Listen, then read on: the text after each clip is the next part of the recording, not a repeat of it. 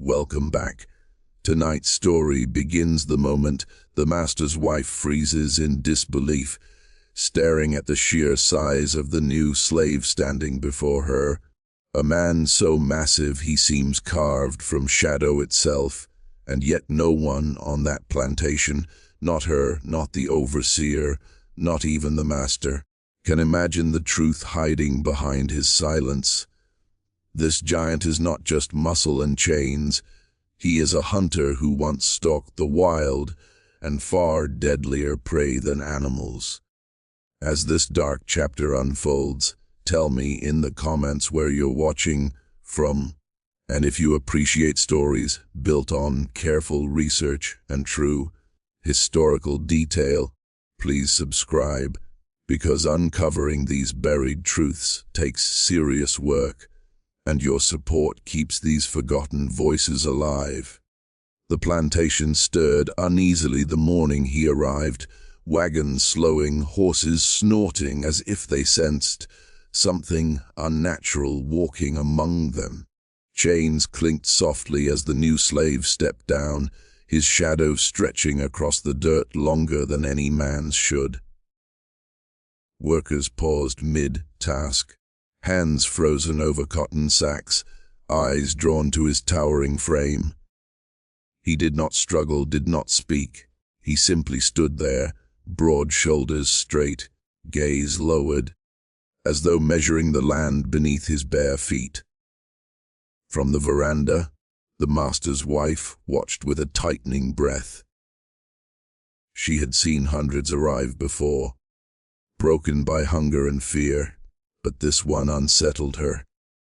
His size was shocking enough, yet it was the calm that disturbed her most. There was no pleading in his posture, no panic in his eyes. It was the stillness of someone who had once chosen when to strike and when to wait. The overseer circled him like a wary dog, barking orders louder than necessary. The man obeyed every command with slow precision, lifting crates that usually required 3 men, his movements controlled, economical. Each step suggested discipline rather than submission, and whispers rippled through the gathered slaves, half awe, half dread, as they wondered what kind of life could shape a body like that. Dust rose as he was marched through the yard, past cabins and toolsheds, past faces etched with exhaustion. Children stared openly, elders looked away. The chains around his wrists seemed decorative against arms, thick with old scars, marks not of the lash but of claws, tusks, and blades. No one asked where those scars came from. On plantations, questions were dangerous. The master's wife felt a chill despite the heat. She told herself he was just another body to be worked, another asset to be catalogued, yet her eyes followed him with a fascination she could not explain. When he briefly lifted his head, their gazes almost met, and in that instant, she sensed something ancient and feral, an intelligence that did not belong in chains. He was assigned to the far edge of the fields, away from the house, away from weapons, away from the woods. Still, as he walked, his eyes traced the tree line with familiarity, noting distances, shadows, and paths invisible to others. This was not curiosity. It was instinct. By nightfall, the plantation had swallowed him into its routines, but the air felt different, heavier.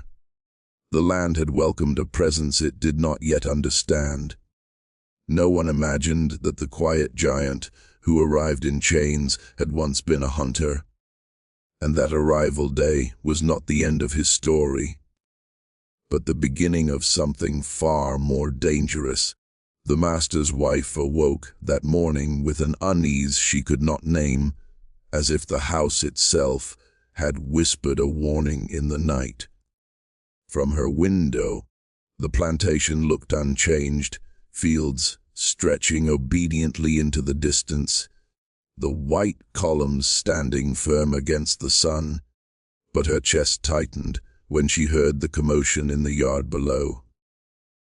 Raised voices, the scrape of chains, and then a sudden, unnatural silence drew her to the veranda. She rested her gloved hands on the railing and saw him. The size of the new slave struck her first, a towering figure among men who already bent their backs to survive. But it was not his height alone that made her breath catch. It was the way he stood, balanced and alert, as though the ground belonged to him and not the other way around. She had expected fear. Instead, she saw restraint. Her thoughts raced to justify her discomfort. She told herself she was startled only because such men were rare, that surprise was natural. Yet her eyes lingered, tracing the powerful lines of his arms, the scars that marked him not as a victim of punishment but of struggle. A strange contradiction unsettled her. This man was owned, yet nothing about him felt possessed. As the overseer barked instructions, she noticed how the giant listened, not with obedience born of terror, but with calculation. Each order was weighed, each movement deliberate. The master's wife felt an unfamiliar prick of doubt. She had always believed authority was visible, obvious, unquestionable.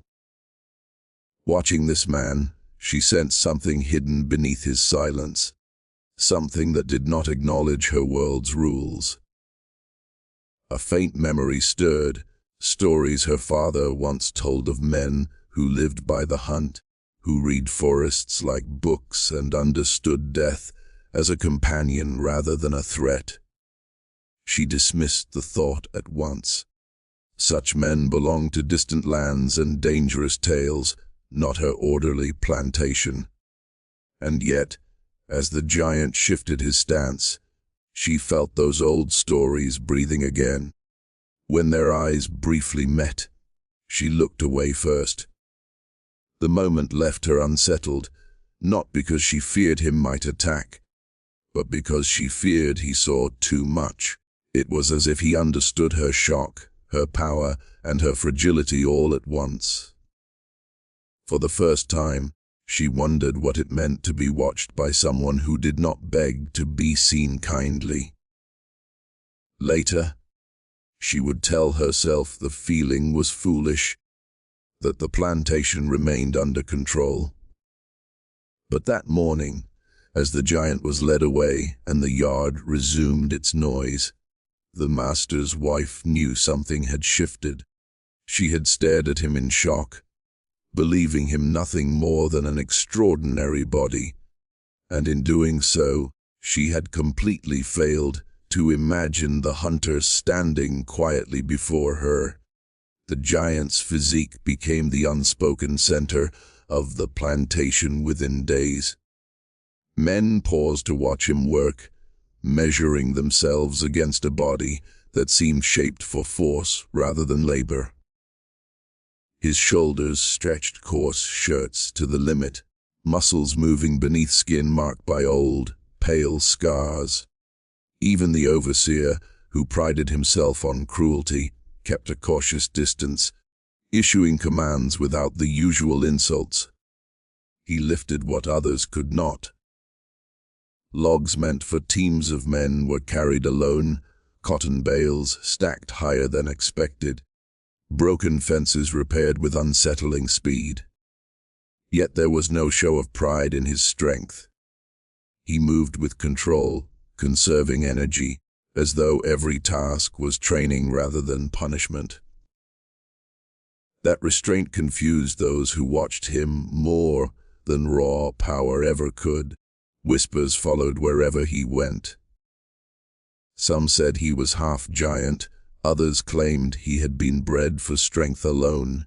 A few swore he had crushed a man to death with his bare hands before being sold south. The slaves spoke quietly, fear mixing with admiration. while the whites spoke with forced laughter, pretending amusement where unease had taken root. The master's wife observed him often from a distance, pretending to supervise the household while her attention drifted to the fields. His body unsettled her not because it was large, but because it seemed capable in a way that defied ownership. She had always believed power flowed downward, from master to overseer, from overseer to slave. Watching him bend iron tools back into shape with calm precision, that belief felt suddenly fragile. At night, when he was locked into his quarters, the sounds from the fields changed. Animals grew restless, dogs whined without cause, and the forest beyond the plantation seemed closer than before. The giant slept lightly, muscles tense even in rest, senses tuned as if danger might rise from the dark at any moment. No one asked how a slave came to possess such a body. No one questioned why his scars looked like battles rather than beatings. The answers felt too uncomfortable, too close to the idea that this man had once chosen violence rather than endured it. It was easier to believe he was simply born monstrous, and so the plantation continued, blind to the truth written plainly in muscle and movement. They saw only a giant built for labor, never imagining that such a physique was forged not in fields, but in pursuit, honed by the patience, strength, and silence of a hunter who had once ruled land far wilder than this. Silence followed him like a second shadow, while others whispered, laughed, or cried out under the overseer's lash. The giant spoke almost nothing at all. His quiet was not empty.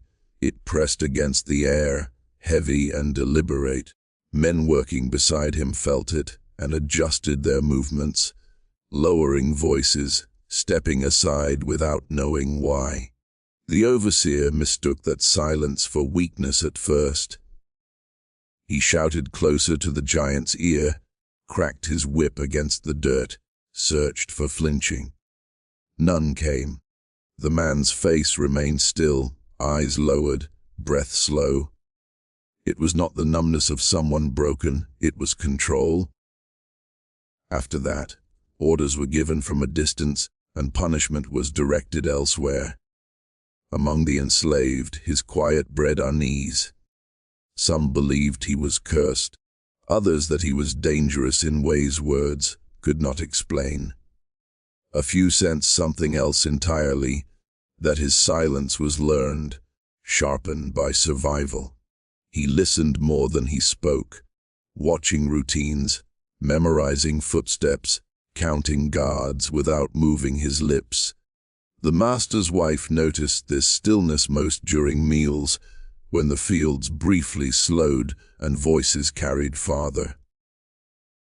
She would look out and see him pause, head slightly turned, as if catching sounds no one else could hear.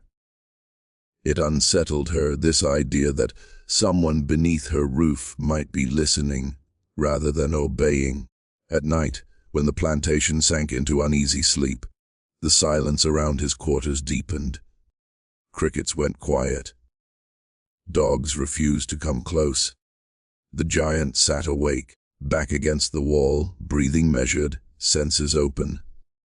This was not rest, it was vigilance. Silence was his armor. Those who worked nearest to him began to understand that the quiet was intentional. He wasted nothing, not strength, not motion, not words. Every sound mattered.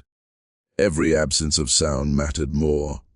The plantation, loud with cruelty by day, felt exposed in his presence. They thought his silence thought he was harmless, slow, manageable. They never considered that silence could be a weapon, that the most dangerous men are often the ones who make no noise at all. And so, while the plantation dismissed him as mute and obedient, The silent menace stood among them, waiting, listening, and remembering.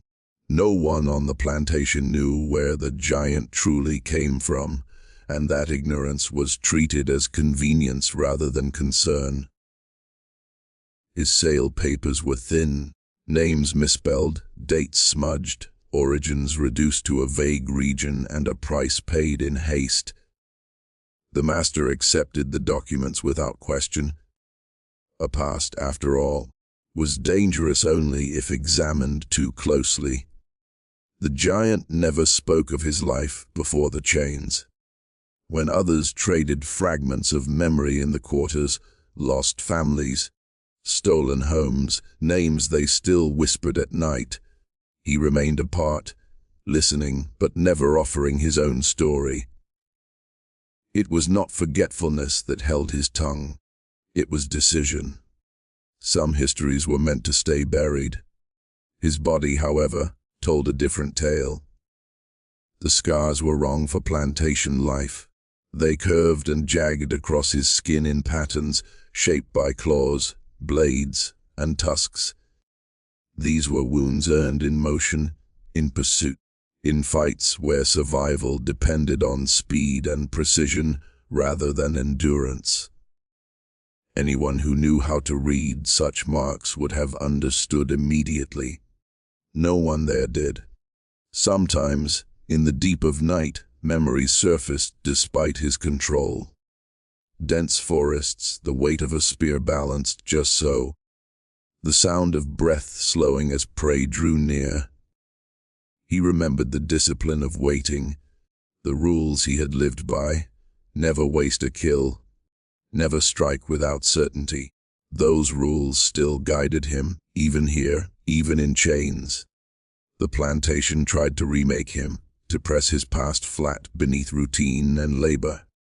Bells rang, whips cracked. Days blurred together. But the past did not disappear. It adapted. He learned new terrain, new patterns, new dangers. The roles had reversed. He was no longer the free hunter of beasts, but the hunted man studying his captors.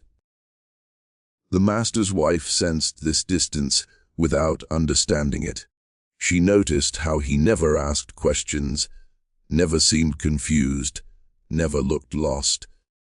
It was as if he had already lived a full life before arriving on her land, and this chapter was merely another test rather than an ending. That thought unsettled her more than she cared to admit. What none of them grasped was that a hidden past does not vanish. It waits. It sharpens itself in silence, and, while the plantation believed it had reduced a man to property, the truth was far more dangerous. They had taken in someone whose history had prepared him for patience, for adaptation, and for the moment when a hunter decides the time to reveal himself has finally come.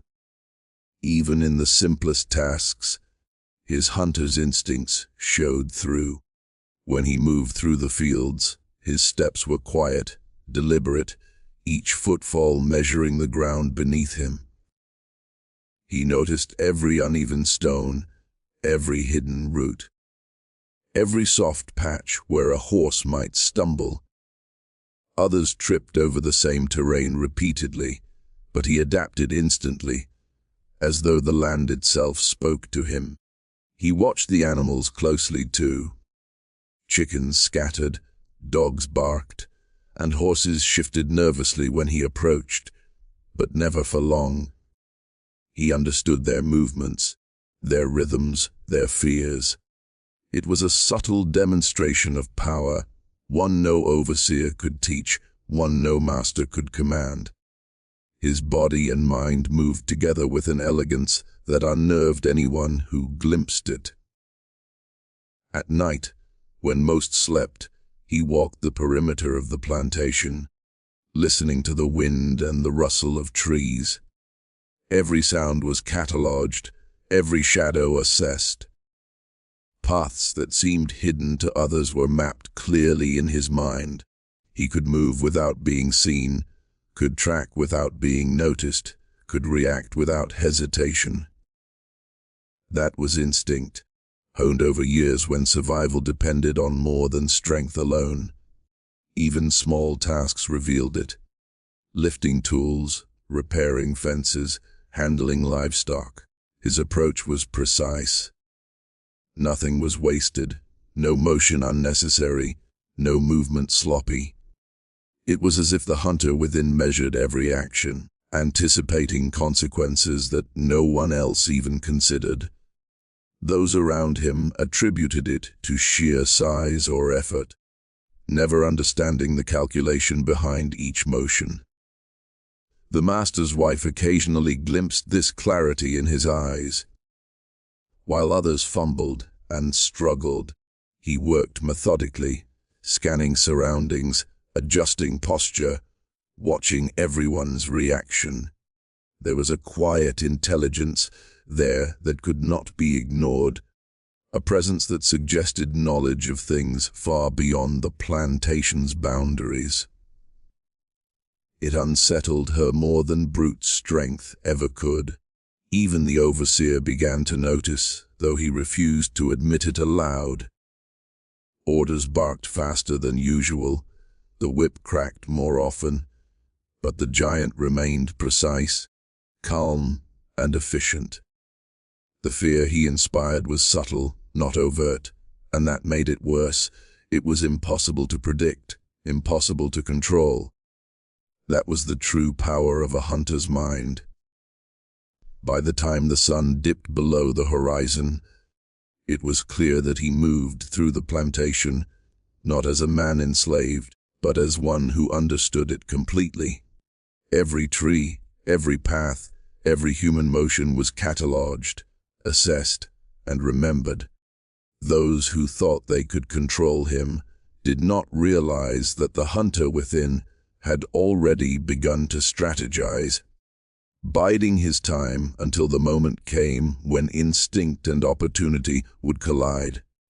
Fear and suspicion quickly took root among those who worked the plantation. The enslaved whispered in corners, exchanging glances that were half curiosity, half dread. They had seen men come and go, but none like him. His sheer size was intimidating, yes, but it was the way he carried himself, so controlled, so aware, that made even the bravest hesitate before approaching. The master's wife noticed it first in the eyes of the field hands. Their work slowed when he passed, hands trembling over tools that should have been familiar. They muttered excuses, faltered mid-step, and some avoided his gaze entirely. There was a silent acknowledgement that he was different, something beyond muscle, something that could not be measured by chains or orders. Even the overseer grew cautious. His usual confidence, his loud and sharp commands, faltered when the giant responded. Punishments that had always been immediate now required observation. He began to watch, to measure, to guess what the man might do next. Fear, unspoken but present, crept into the plantation hierarchy. The animals themselves seemed to sense it. Dogs bristled and backed away. Horses refused to be led past him. Chickens scattered unnaturally. Fear followed him in subtle, almost invisible ways that confirmed to the workers that this man was not ordinary. His presence alone reshaped the environment around him. Suspicion spread like wildfire. People speculated endlessly. Where had he come from? What had he done before? Why did he move with such careful precision? Each unanswered question fed a growing unease. Even the master, proud of his control, found himself glancing toward the fields with a strange tightening in his chest. The master's wife could not escape the feeling either. Every glance toward him brought a shiver, a small pulse of worry. She had assumed she could gauge a man's intentions by his obedience, but he obeyed without being predictable.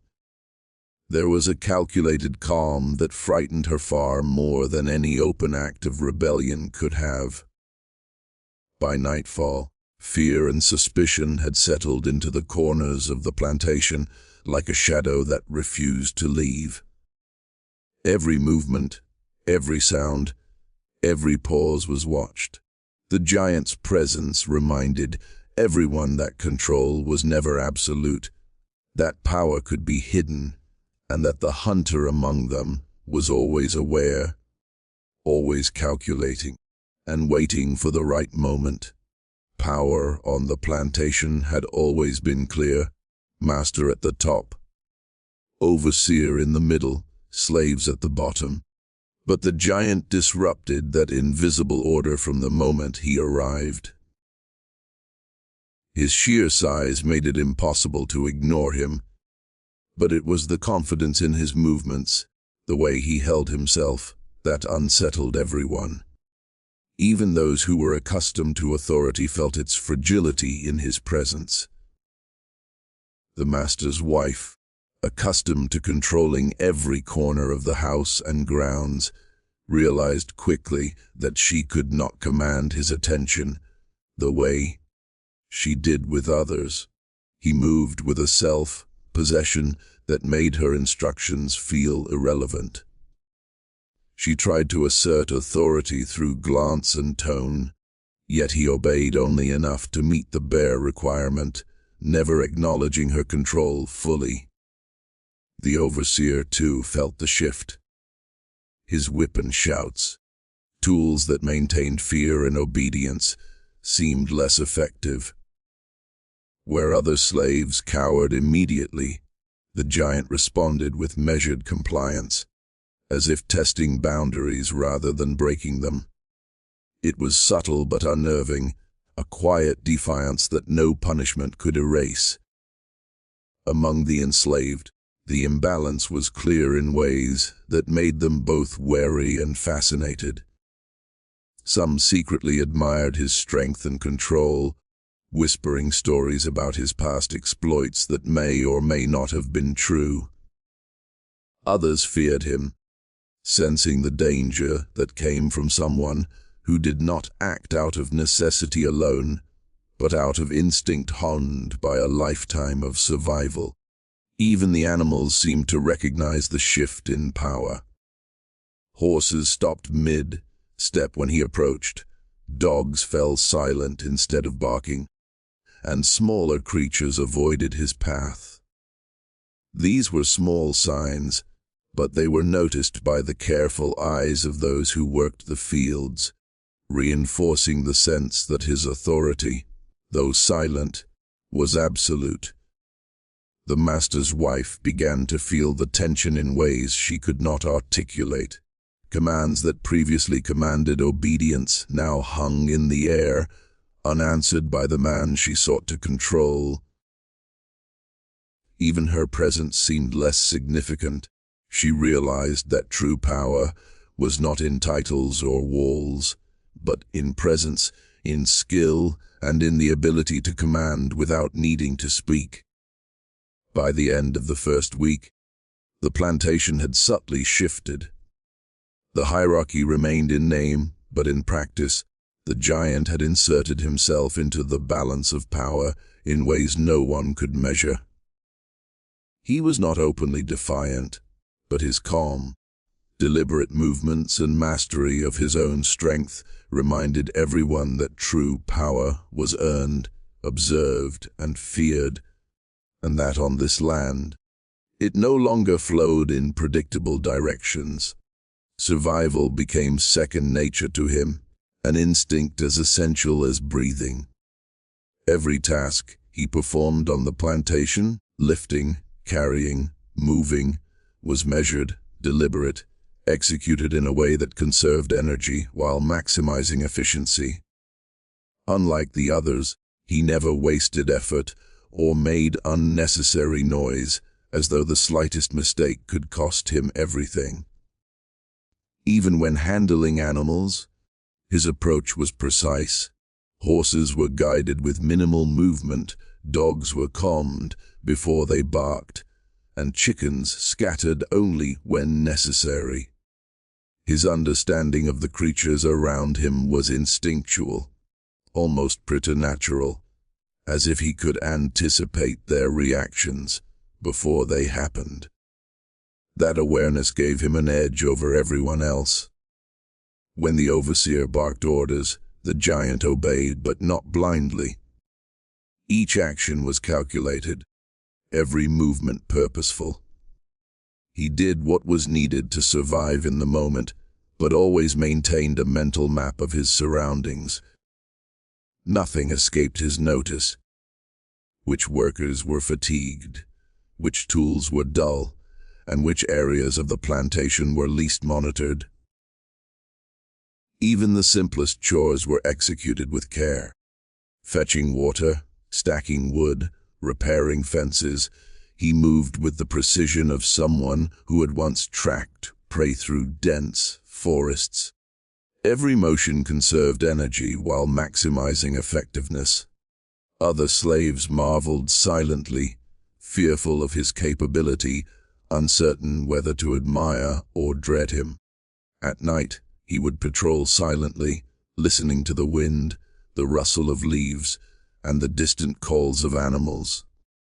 His senses were always alert, tuned to detect threats, opportunities, and movements invisible to others. Even when the plantation seemed calm, he remained vigilant, ready for anything that might disrupt his survival. The master's wife began to notice the difference.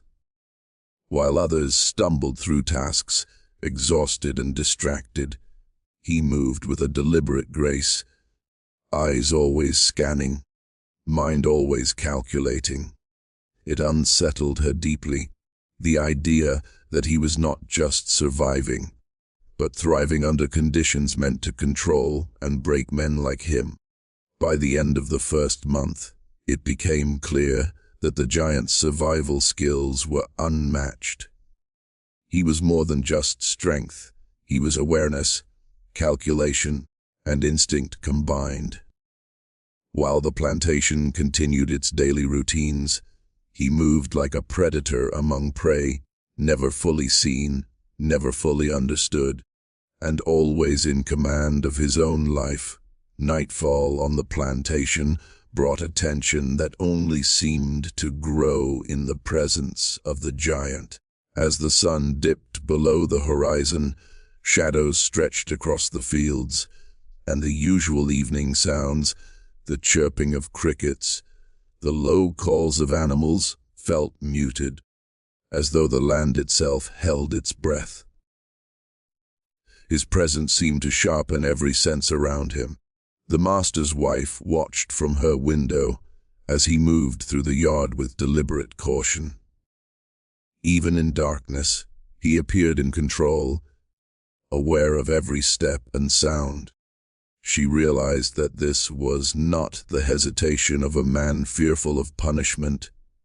It was the awareness of someone accustomed to danger, someone trained to survive when threats could appear at any moment.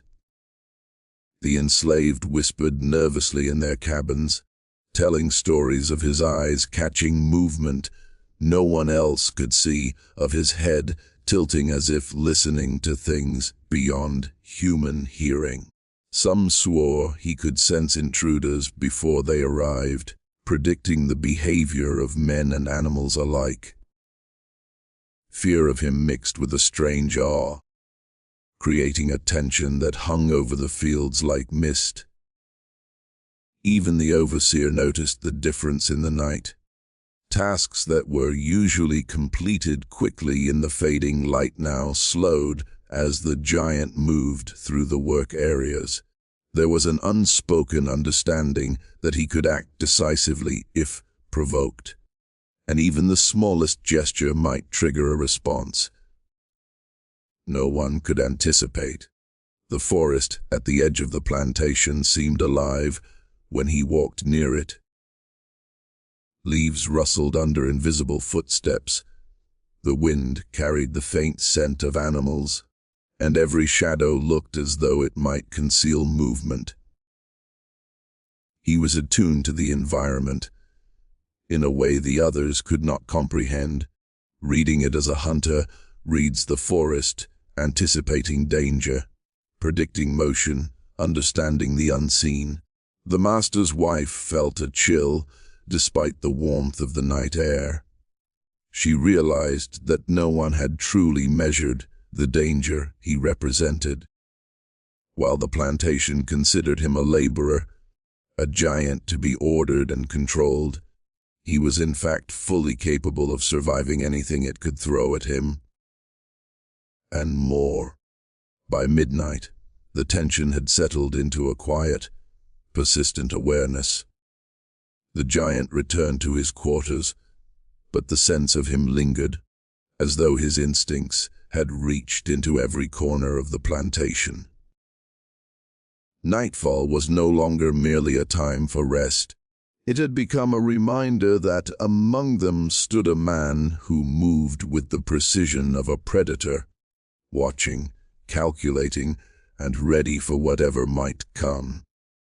The plantation had long been a place of routine and visible control, but the giant brought a tension that could not be ignored. Violence was always a threat in the fields, yet his presence changed the way others moved, spoke, and even breathed. It was subtle, almost imperceptible, but it left a mark on everyone who shared the land with him. No one saw him strike, yet there was a sense that he could.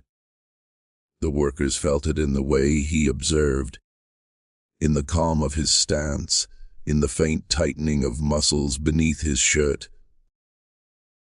His strength was undeniable, but it was the patience behind it that unnerved them. He did not need to act immediately to inspire fear. The knowledge that he could act at any moment was enough.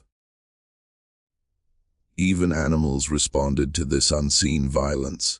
Dogs that normally barked incessantly fell silent when he approached. Horses shifted uneasily, avoiding his path, and chickens scattered without reason. It was as if the land itself recognized the quiet danger he carried, an invisible presence that altered behavior without visible force. The master's wife began to notice the change in how people reacted around him. Conversation ceased when he entered a room. Hands froze mid-task in the fields, eyes averted, and whispers filled the spaces he passed through. Fear, controlled and calculated, replaced curiosity and awe. She could feel it, though she could not name it. This man was more than he appeared. Even the overseer, who had long ruled with whip and intimidation, recognized the subtle power the giant possessed. Commands were followed, but not with the same certainty. There was hesitation, a questioning in body language, an awareness that this was not an ordinary slave. It unnerved the man who prided himself on control. The giant's past was like a shadow hovering behind him, a hint of violence never openly shown, but always implied. It was remembered in the way he moved, in the precision of his actions, in the quiet observation of everything around him. No one dared to test him, because every instinct told them that he had survived far greater dangers than anything this plantation could produce. By night, the sense of unseen violence thickened. Even when asleep, the others could not shake the tension that clung to the air. Every creak of wood, every rustle of leaves, every distant animal cry seemed magnified, as though echoing the predator's presence. He had not struck a blow, yet his power was undeniable. The threat of violence, silent and controlled, had already reshaped the plantation entirely. The moment of truth approached silently, like a predator circling its prey. Days of observation, patience, and calculation had passed, yet no one on the plantation suspected the depth of the giant's awareness. The men and women around him continued their routines, blind to the hunter hidden behind those broad shoulders and calm expression. He had already memorized the layout of the land, the patterns of the overseer, and the habits of every worker. Every path, every fence, every dark corner had been catalogued in his mind. What others saw as obedience was actually strategic compliance, each action a thread in a web he had been quietly weaving since his arrival. The master's wife remained oblivious to his readiness. She observed his labor, his silence, and his immense size, thinking him simply remarkable, perhaps even dangerous, but never imagining that beneath the surface lay a mind that measured, predicted, and waited. Her shock at his arrival had been only the first hint of a story she was too afraid to consider. Every shadow, every creaking floorboard, every whisper in the night was noted by him.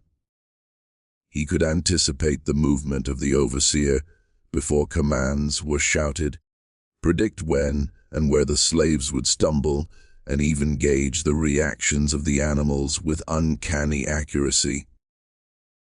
He was always a step ahead, and no one realized it. Rumors began to circulate quietly among the enslaved. Some spoke in hushed tones of his past as a hunter, tales half remembered, half imagined.